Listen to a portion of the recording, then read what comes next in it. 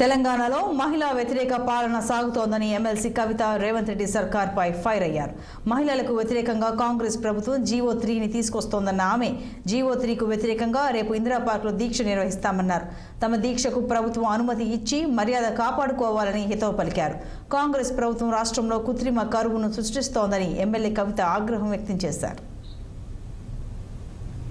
రేపు మార్చి 8వ తారీఖు నాడు అంతర్జాతీయ మహిళా దినోత్సవం సందర్భంగా తెలంగాణ ఆడబిడ్డలకు భారతదేశంలో ఉన్న ఆడబిడ్డలందరం కూడా మనం సంబరాలు చేసుకోవాల్సినటువంటి సమయం అయినప్పటికీ తెలంగాణ రాష్ట్రంలో కొత్తగా ఏర్పడ్డటువంటి ప్రభుత్వంలో కొత్తగా వచ్చినటువంటి ముఖ్యమంత్రి రేవంత్ రెడ్డి గారు తరతరాలు మన ఆడబిడ్డలకు నష్టం జరిగేటటువంటి చర్యలు చేపట్టినారు. కాబట్టి దానికి నిరసన వ్యక్తం చేస్తూ ఆడబిడ్డలకు ప్రభుత్వ ఉద్యోగ అవకాశాల్లో ప్రభుత్వ విద్యా సంస్థల్లో వచ్చేటటువంటి అవకాశాల్లో జరిగేటటువంటి నష్టాన్ని వివరించి ప్రజలకు చెప్పాలనే ఉద్దేశంతో భారత్ జాగృతి తరఫున రేపు ఇందిరా పార్క్ దగ్గర ధర్నా కోసం మేము పర్మిషన్కి అప్లై చేసుకోవడం జరిగింది.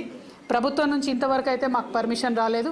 పర్మిషన్ వస్తే ఖచ్చితంగా మన రాష్ట్రంలో ఉన్నటువంటి ఆడబిడ్డలకు అందరికీ కూడా మరి ఎటువంటి నష్టం జరుగుతుంది జీవో 3 వల్ల, దాన్ని రద్దు చేయాల్సినటువంటి అవసరం ఏముందనేటటువంటి అంశాన్ని వివరించి చెప్పాలనేటటువంటి ఉద్దేశంతో మేమున్నాం.